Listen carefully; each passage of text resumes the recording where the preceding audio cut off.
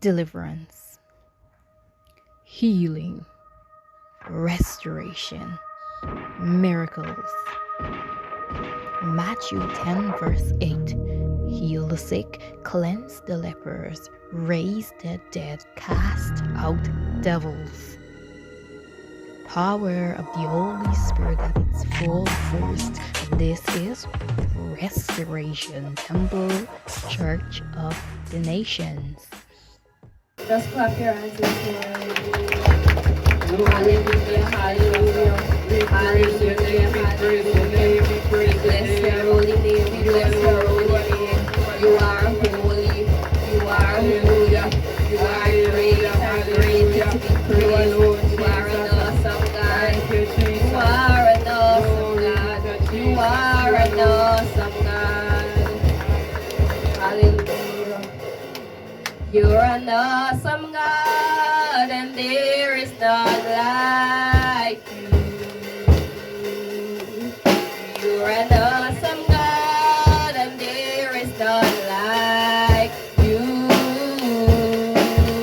And I will praise your name and give you all the glory. You're an awesome God, and there is none like you. Just worship God. You're an awesome God.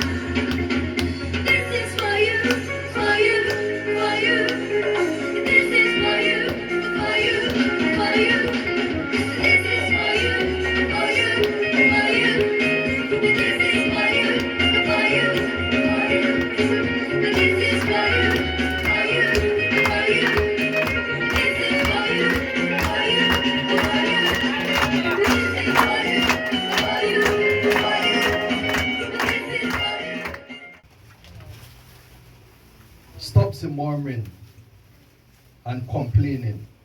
Make a difference. Tell the person next to you that. Tell them make a difference. I want you to know that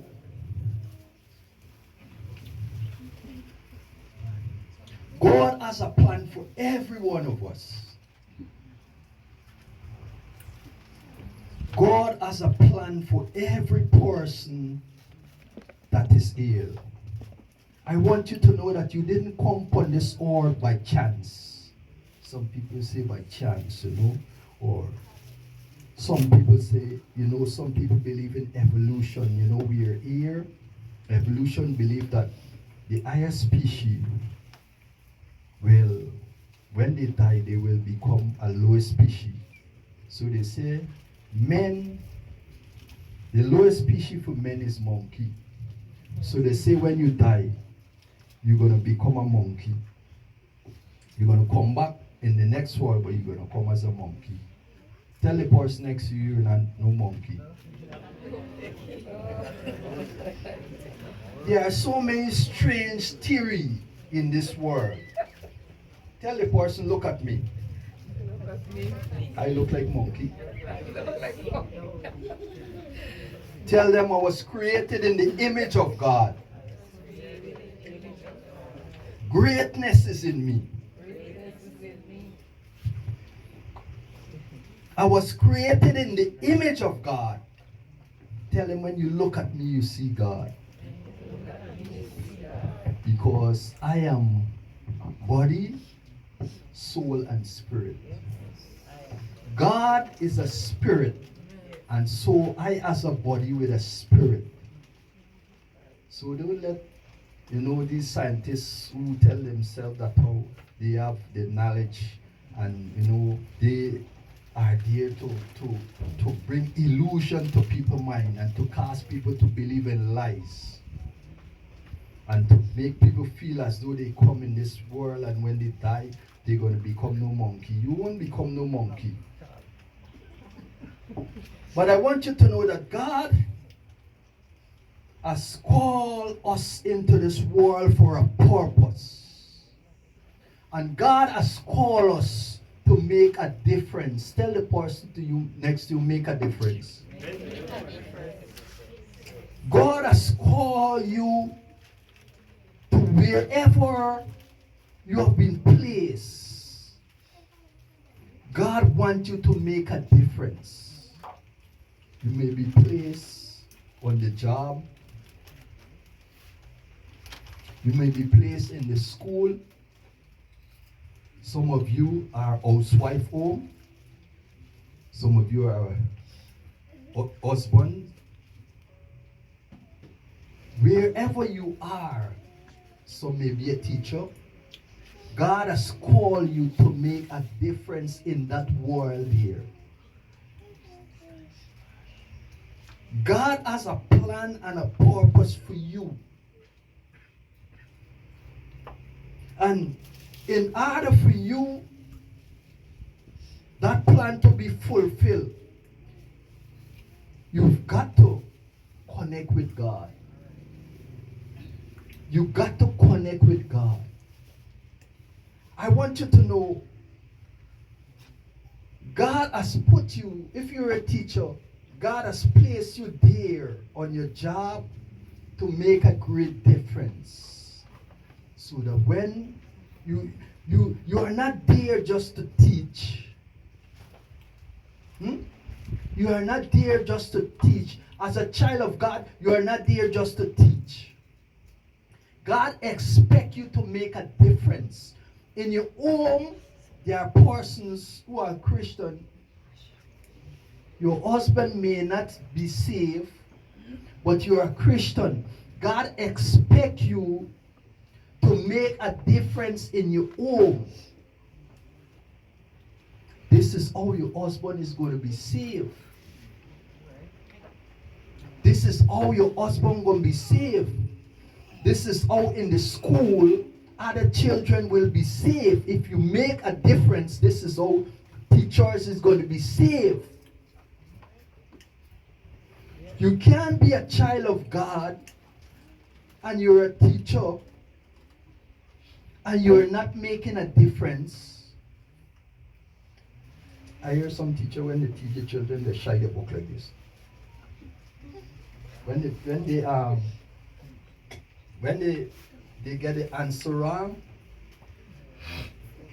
they take the book and they seal it like an airplane.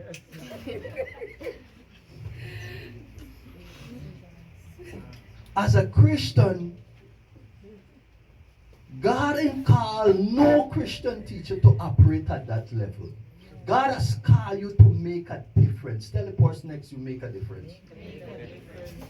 It means that there's a light inside of you. There's a light inside of you that God expects to shine.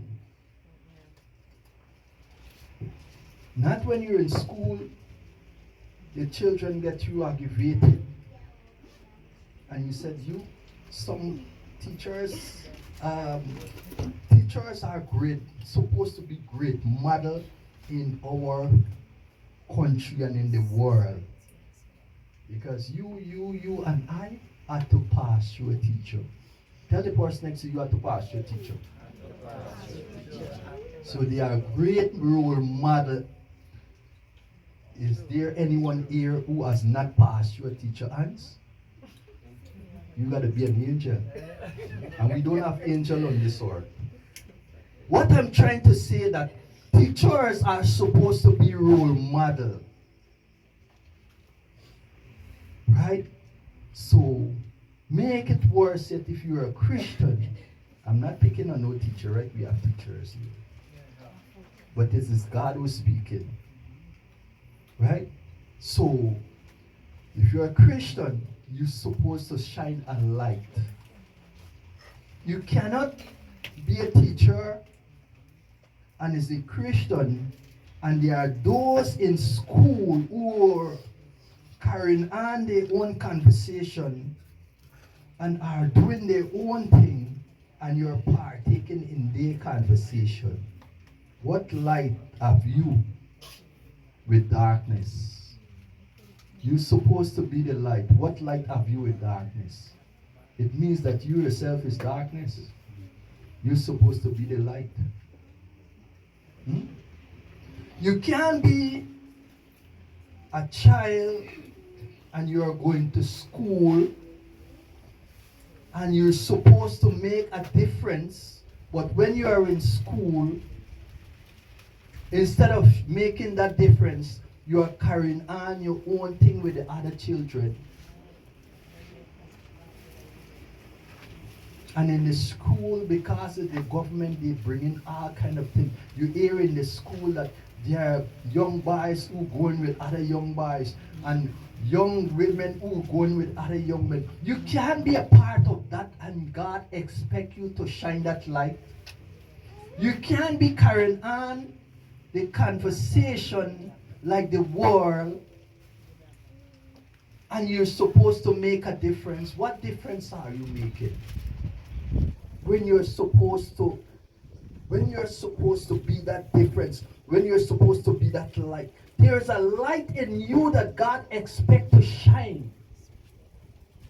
Not this sunlight out here. There's something inside of you that is lying dormant. That God wants to arise. God said, my glory will be seen in all the earth. The Spirit of God said, my glory must be seen in all the earth.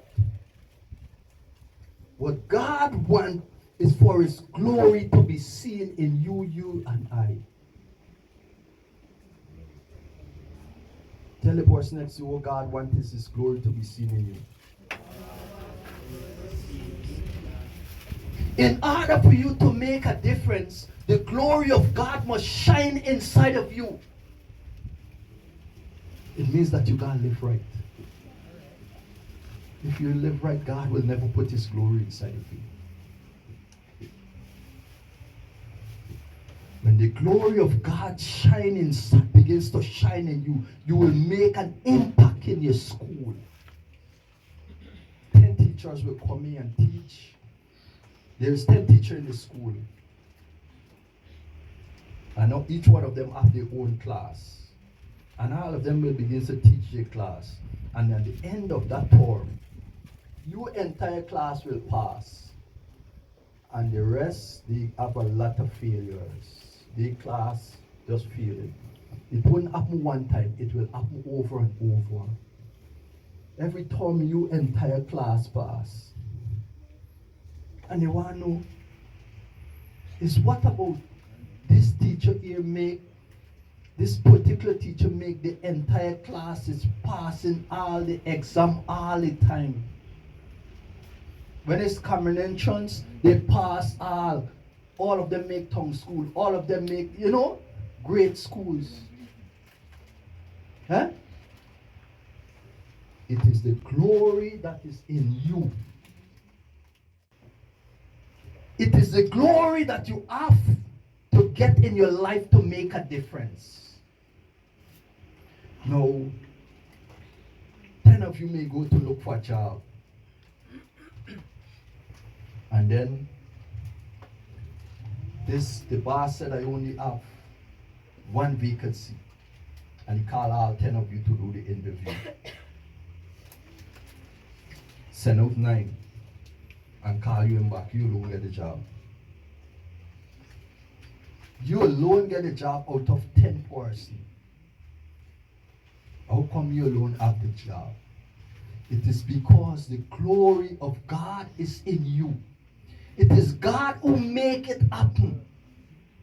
You may turn up at the American embassy, and they give everybody a hard time to get visa. And when you turn up there, one of the person giving the visa said, "Come, it's something about you. Come, how much year you want?" They're supposed to give you years, right? Or they're supposed to give you the years, right? No, they're telling you, they're asking you how much years you want. They're asking you now. Because the glory is being seen in you. No, they're supposed to say, here, take 5 years, 6 years, or 6 months, or whatever. Or 10 years, or whatever. No, they're asking you how much years you want.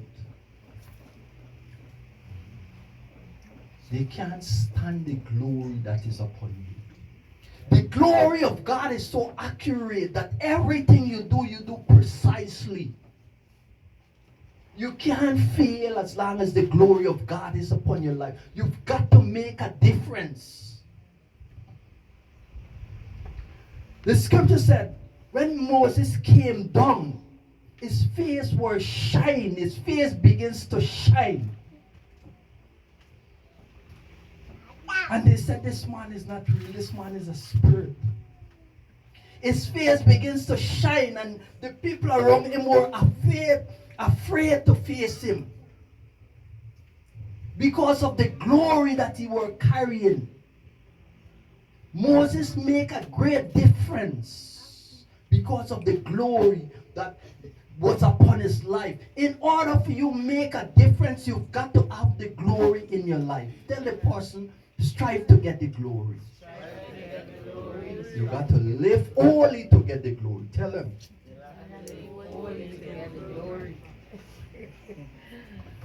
I want you to know, in your home, you're supposed to make an impact. In your home, you're supposed to make an impact. There are too many men who are not saved and their wife gets saved. There are too many men who are not saved but their wife is Christian. Huh? And you want to know why the husband is not saved. The glory is not being seen upon the wife. The glory of God is not being seen upon the wife. They have husbands who are saved, but the wife have not been saved. You want to know why the wife have not been saved? It is because the glory have not been seen on the husband. The scripture said, when they look at the disciple, they said, these men was with Jesus. You know why they said that? They said these men were with Jesus. Because when they look at them, they see the glory of God upon them. There was a glory of God which was shining upon them. So they said, these men were with him.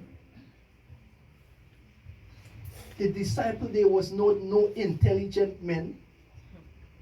These days you got to get intelligent before you got to get a whole set of theology and all these things before you could preach the word of God. You got to go to some school and you got to get so much this before you could preach the word of God. These men were not no intelligent men. They were fishermen. If you know, I live in the quarantine where I grew up. Fishermen is not easy men, you know. All they know about is this your mother, do your father, and from all the time they use in decent language. They cut from your mother to the father to the daughter to everybody. This is all they know about. And when they come out, they pass tear from here till down, and the foot full of mud, and the basket on their head. So you could tell what type of people they are. But when these are the people that cause us to receive this gospel today. Those are the people that cause us to have the gospel today. The disciples, they upturned the entire world with the gospel. They said these men was with Jesus. Tell the person next to you, let the glory of God be seen in you. You know why a lot of things is not happening? Some of you, when you go on the work, the boss give you hard time. Supervisor, they give you hard time. They tell you all kind of things. And you're a Christian, you know. You're a Christian. And they give you a hard time.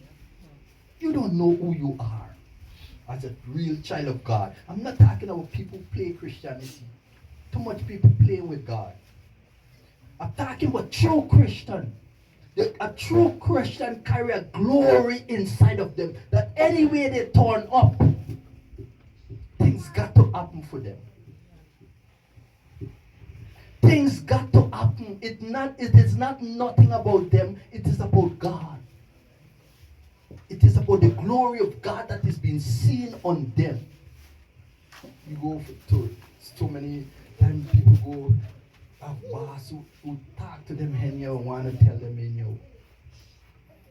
The glory that is upon your life could cause that boss to have such a great respect for you. He will talk to anybody anyhow. He will tell anybody this. He will tell it, cost anybody from my wrong to I will right. But when he come with you, Pauline, nobody. When I come to this particular sister or this particular brother, I got to come in my shell. I got to come in my shell. Because you know why?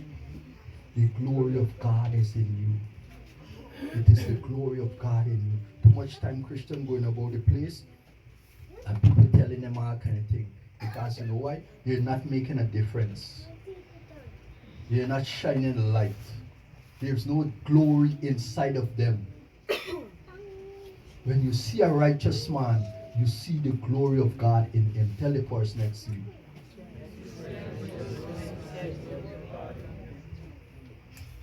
I want you to know, strive for the glory of God in you, not to come to church.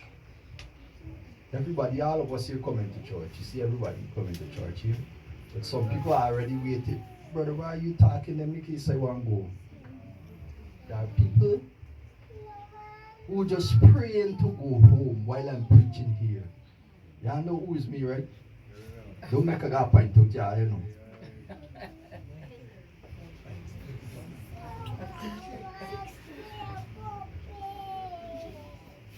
Or some of you are saying that, you know what happened?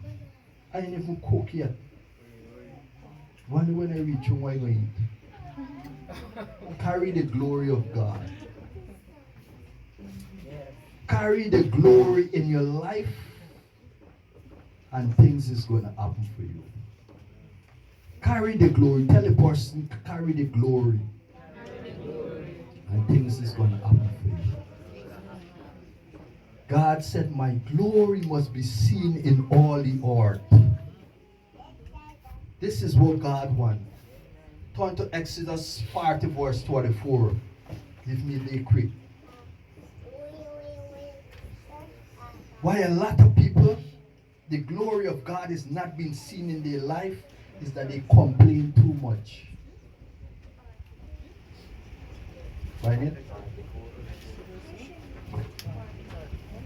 40, 34.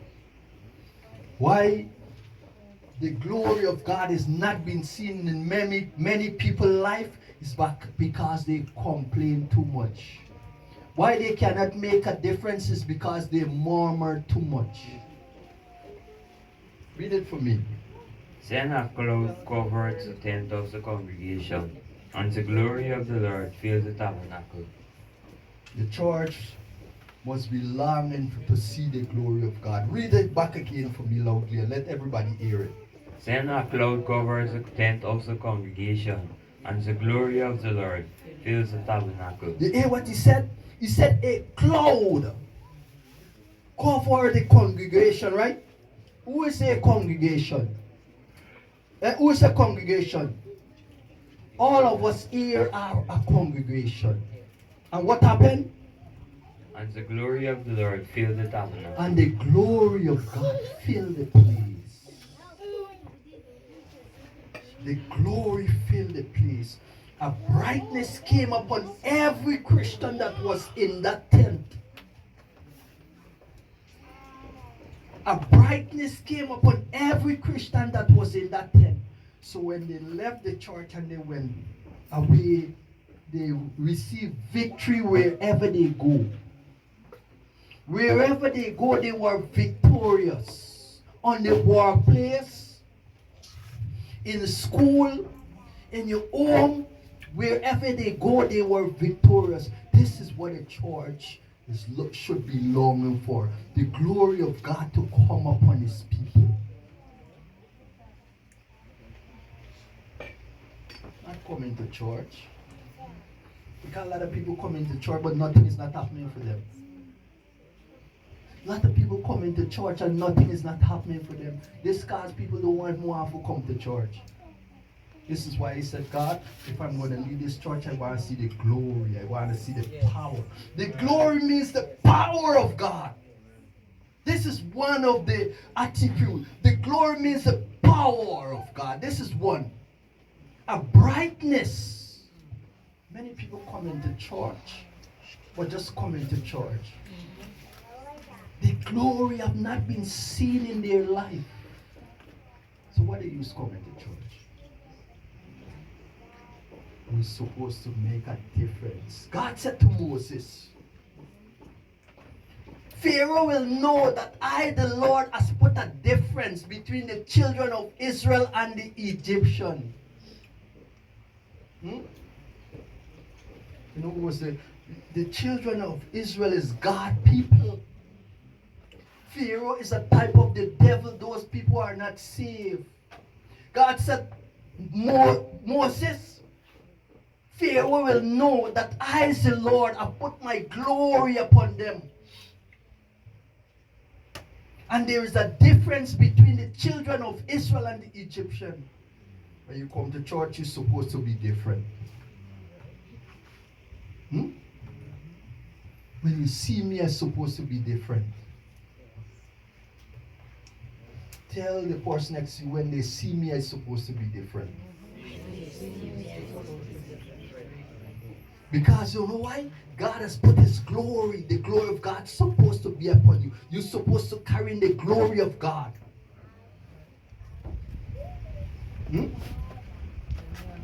Not coming to church, you're not different from the people in the world. The world have a thing, I don't know what's going on. I go to buy a pants, look, I'm very ashamed about this pants here. At least I'm too old, right? But at least I want these 5-foot pants, man. Why they give me this 5-foot pants? Actually, they're big people, right? And Sean and Todd, they're big people. We can't afford to wear these 5-foot pants like these people selling. You go to the store to buy clothes, and the system of the world, you buy a pants and the foot, you gotta push your foot in a plastic bag to push it in. The system of the world. God called us to be different. So when I put on the pants now, I said, what is this here, man? I tell Sister Darius. I said, look this pants for tea like that. Rob me with the cloth. I'm supposed to use 2 yards of cloth for pants, and they do 1 3/4. Yeah? So look the pants. But now I'm coming in here, Sister Marie said, brother, you look good. But she know that how I watching the pants, but and I'm very skeptical with the pants, but you know. But what I'm trying to get you, the world system. The world system. God has called us to be different. We can't dress like the world. Because remember what we're supposed to carry? What we're supposed to carry? We are supposed to carry the glory, so we are supposed to be different. If we dress like the world, it means that we and the world are the same thing. None of us is different. When they look at you, they see the next person. All of we same thing, so don't talk about church. We look the same way. So this is why I needed the pants. Because my pants were supposed to be more fun. Because remember, I'm supposed to carry the glory. Right? I said, Jeremiah, you want this pants? Jeremiah more like it. But remember, you got to walk in the glory, right? Don't fight in this. Not because you're young. What's the pants with now? It's the same store, buy it from free. But we must strive not to. We must strive to be different. The Spirit of God said, my glory must be seen in all the earth. Right? Tell the person next to you, strive that the glory of God be seen in you. Turn to Leviticus chapter 9, verse 6. And let us see what it said. I said before, one of the things that cause the glory of God not to be seen in people is because a lot of people murmur and complain. People are not prepared to stand up for God. You find it? Read it. And Moses said, this is the thing which the Lord commanded that ye should do. And the glory of the Lord shall appear unto you. You hear what he said? Read it back again for me. Let the people hear Jeremiah. Read it loudly. And Moses said, this is the thing which the Lord commanded that ye should do. And the glory of the Lord shall appear unto you. Moses said, this is what the Lord command to do. What you got to do? There's a way you got to live. And when you live in such a way, The glory of God will come upon you. Read that verse back again for me, man. And Moses said, This is the thing which the Lord commanded that ye should do, and the glory of the Lord shall appear unto you. The glory of the Lord shall appear unto you as long as you do it. Live holy, live righteous. The glory of the Lord will come upon you, and you will begin to shine. You will begin to shine. So when you start shining, people will say, this man got to be a Christian.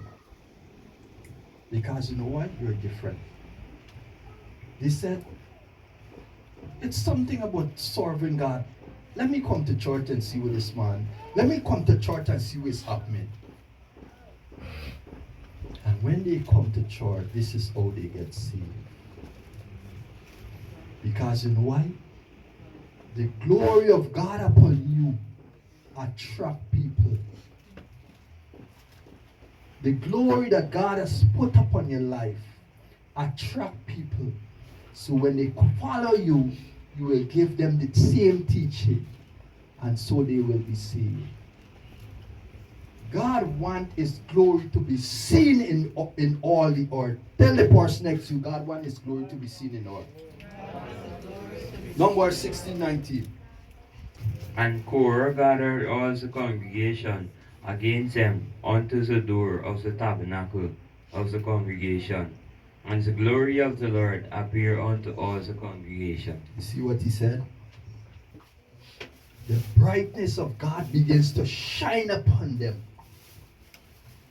Right? The light of God begins to shine upon them. You know, the beauty of God begins to come upon them. Some people, you know, they strive for natural beauty. Women like strive for natural beauty. When you see enough women, they put one sort of thing on the nails. The nails supposed to be short. I don't know it comes suddenly long.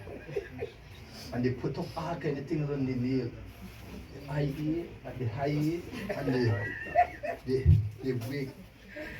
These African people to be blamed for a lot of it. The wigs and you know, and when you watch it, the toes with different color of what do you call it? Q-tex. I don't even, I'm not acquainted with these things, Q-tex. And you know, they use all kind of things to make natural beauty. They use all kind of things to beautify themselves. They go, they put their foot in hot water, correct? Yeah. What does hot water do normally? What it do? They put they put the foot in hot water to clean door. What happened to the brush and the soap and the thing? They don't work? They can't work. You take out a little tip, right? So you get more. That means you get, well, you got ease walking in the sun. Wear slipper. Well, wear more boots. Wear long boots. But what I'm trying to say, women is guilty of that. They try always to beautify themselves all the time. You're gonna see. I'm home and I see Shalom steady in front of the mirror. You know, and she's there and she always, you know, thinking with the gel and this, and they get this little child take the thing and rub it up all on the ear. You know, even at this age she's trying to, you know, start the thing so early. But the thing is that what God wants is His glory to be seen in us. When His glory be seen in us, we will have a beauty that is not natural. It's going to be a beauty that God has given unto us. And it means that those who are trusting God to get married, 10 men will come right here. And all of them be troubling you. And the glory of God is so accurate in your life that this one here, he have enough talks in his mouth, but the next one is handsome, but you know, the next one, you know, whatever you call it again, the cuteness or whatever. But the glory of God is going to cause you to find to the right one. You're going to choose the right one. You will not miss. You're going to be accurate. This is what the glory of God does. It calls you to be accurate in choosing. Amen. And calls you to be accurate in doing things. Let me tell you something. I want to share a piece of story. I get a contract that is supposed to go to town to do. A job that's supposed to go to town to do. So the money is supposed to come from overseas, right? And the money came to me suddenly. And the lady said, you want to come to town and collect this money yesterday? And the time that she called to collect the money, the time was so urgent, and you know it was too close to reach the town. So I said, no, I can't travel this time. No. I said I'm going to come to town tomorrow. I said I'm going to go to town Monday. And so I was preparing to go to town Monday, which is tomorrow. Right? In the midst of preparing to go to town, the Lord said to me, first I saw in a dream, I'm in a dream. This is not the Lord talk here. In a dream, I saw myself went to this bank here, where we went to collect the money. And I hear somebody said, come right here, go and collect a slip and you're going to get this money. I hear somebody say, Roy, come collect this slip and you're going to get this money. And then I collect the slip and I went to get the money. And then I see somebody walk out and come to me. You know many times I've been fetching money, and this is the devil. He said, you know many times I've been fetching money, and he was against me. I went a couple of times to Georgetown because I was doing a project, and thing. So he said, you know what time you've been fetching money in this year? And here, the next voice said, you will not get that money. This is in the dream. And next voice said, you will not get that money today, no. You will have to go to Linden and come back and then get that money. Then I saw somebody else in the dream. And they said, right,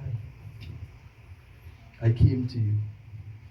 Don't travel and go to Georgetown. If you travel and go to Georgetown, you will be killed in an accident. That is in the dream, you know. The money I got to collect it to do the project Monday in the dream. So I wake up and I start praying and so on. Now we're going to hear a confirmation. The Lord said, don't travel and go to Georgetown. You will be killed in an accident. The Lord said it. Don't travel and go to Georgetown tomorrow. You will be killed in an accident. This is what the glory of God does. Amen. So you know what happened? I wake up and I tell Sister Darius.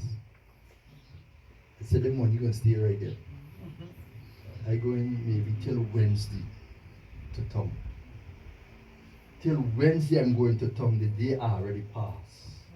And then, conform what the sister said, then the devil came to me and he said, you think you're a prophet. You're prophesying to people. This is what he was saying, right? And he started, you're a fake prophet, just like we said to you. The devil don't like me. He said it to this sister here. He don't like me. If I know you're not a teacher, why will I go to you and tell you you're a teacher? But you're still accusing the person of being a teacher. See, it appeared the same time when the Spirit of God said to me, don't travel and go to Georgetown. You're going to be killed in an accident. He said, you are a fake prophet. And he's speaking in my ears. Well, I know his voice. And I get up and I start telling Sister Darius, the devil don't like me, you know. I know the devil don't like me because this work that is happening here, it is touching a lot of people's life. And all over people call us all in the States and tell us things about this work here because of the things from YouTube. I pray for people who much time from overseas already. And so, he know what is about to happen. But what I'm saying, the glory of God will be seen in your life. The glory is what will direct you. You know, if the glory wasn't with me, I would have traveled and go to Georgetown and I would have died in an accident. Just like that. Yeah, I feel this Nancy story. This is what would happen. If the glory was not, I would have jumped up. You know, this morning I gotta do this work. I jump up and I got, and next, you know, the devil set a trap for me. I am saying the money is there for me, but remember the devil is behind. He know that this is how he could get me. You know, so he could have destroyed my life. Demons have assignment to kill people in accidents. Some of you don't know. Demons can cause a person to speed on the highway. What it does, they cause you to break the speed limit on the highway. You drive speed and you go past the speed limit. They interrogate people on the highway and any major road. So you go speed. And when you go speed, you break the speed limit, and the Spirit of God can't protect you, because God is a God of order. God works according to the law. The law said that maybe 90 miles or 80 is supposed to be the speed limit on the highway. When you break that, you disobey God, and then you disobey the law. And God can't protect you. You feel we walk this road as free men and women? Your life is in God's hands. It is God who is keeping you and I every day. This is why when we rise in the morning, we've got to pray. Thank God for protecting us. Thank God for taking us through the day. You're walking on this road, you don't know a trap that the devil set to destroy you. Your life is not in your hands. If the Spirit of God says, go, and God just pull his hands off for you, the devil will kill you. If God just pull his hands away from you like this, the devil will kill you. But God, there are persons who are not Christian, the Spirit of God still has his hands a little on their life. Don't think you get saved plenty. Those who are not Christian, there's mercy that God has that was holding those persons. His mercy, they are saved, they are there because of his mercy. He's keeping them because of his mercy for them. God is a God of mercy, long suffering. So he's keeping them there because of his mercy, waiting for them to repent and to change and to serve him. That is what he's doing.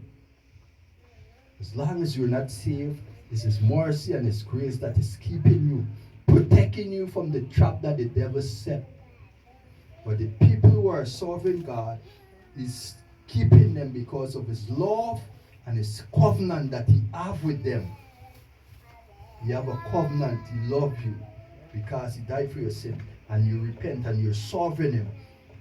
He's keeping you.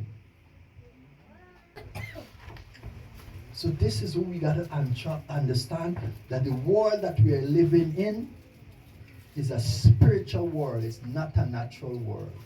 And it is only the glory of God will take you through this world. But you've got to live holy. The church forever should seek after the glory of God.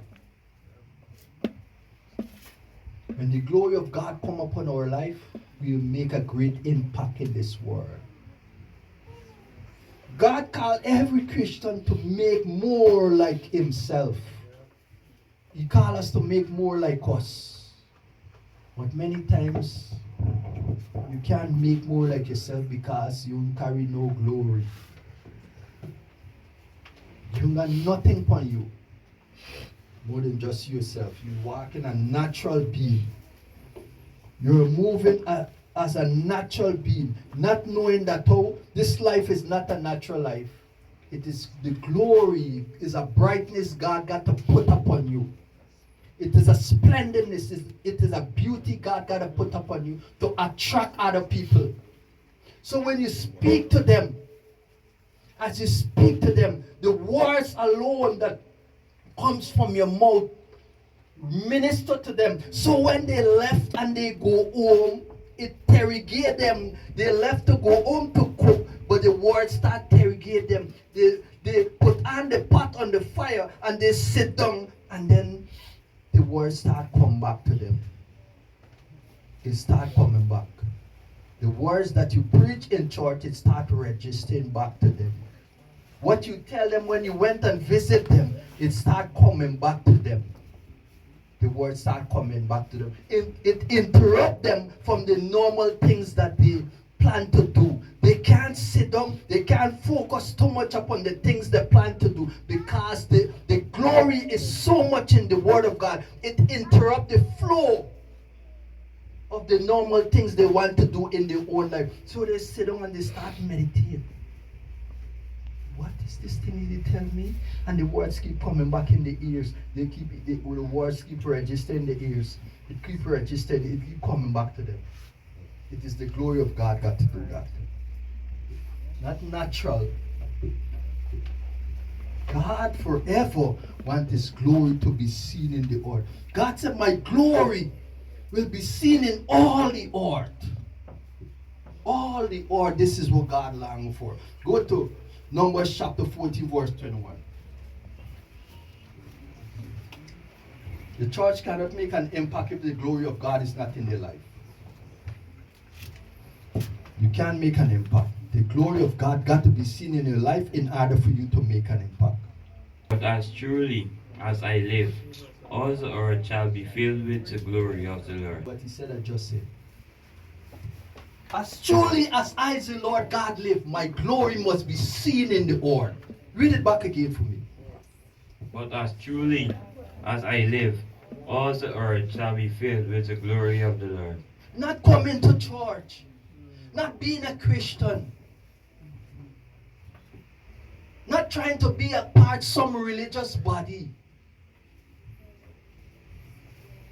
not trying to do things under emotion and feelings. You're there and you're singing songs because of some emotion and some feelings, and you feel nice. Not because of that. My glory shall be seen in all the earth. Then will you make an impact.